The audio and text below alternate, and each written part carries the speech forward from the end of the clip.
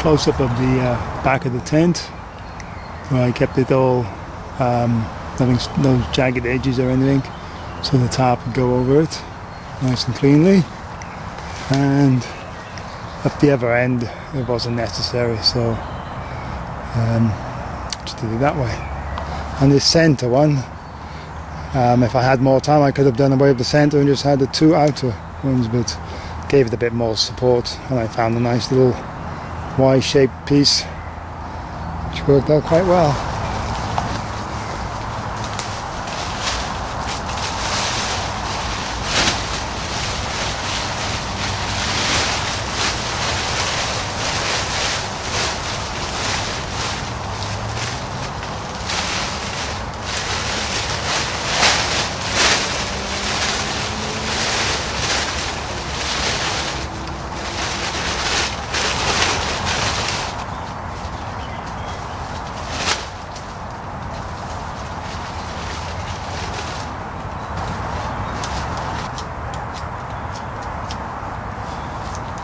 These are some tent pegs I've just knocked up.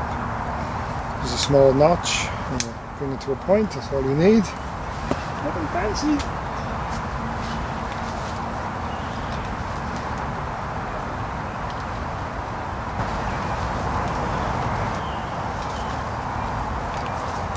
That's for fusing this retractable Stanley knife.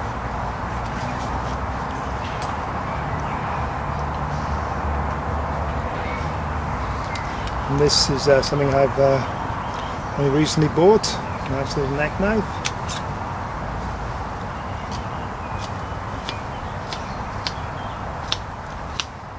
Works just as good.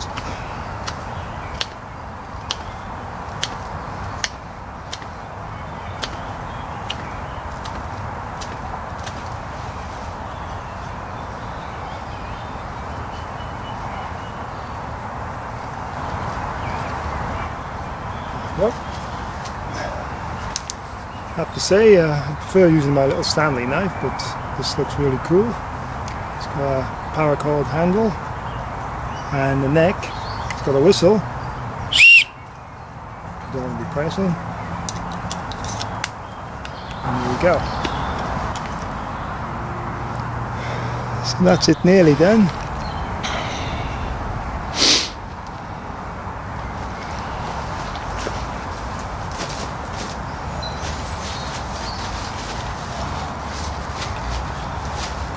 Enough room in here for two.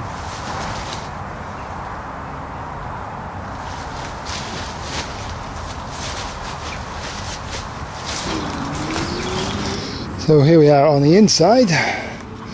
As I say, there's enough room for two in here. Easily. You know, if you're friendly. Plenty of room at the back if you want to put your kit bag. It is a very temporary shelter, but from a bug out emergency point of view, it's just a tarp.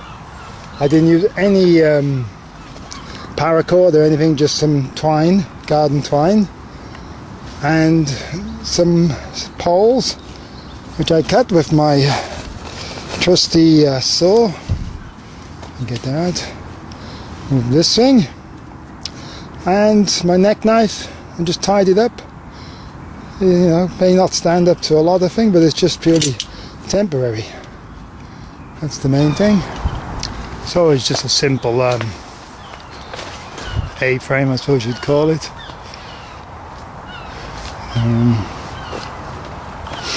Pegged down with those pegs I just made.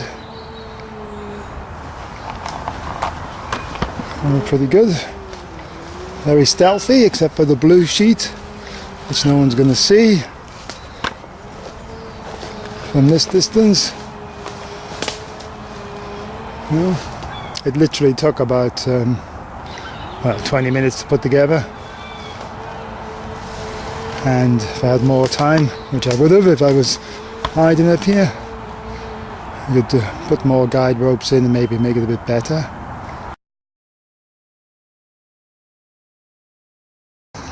Okay, this is my attempt to light a fire without using any paper, just natural stuff.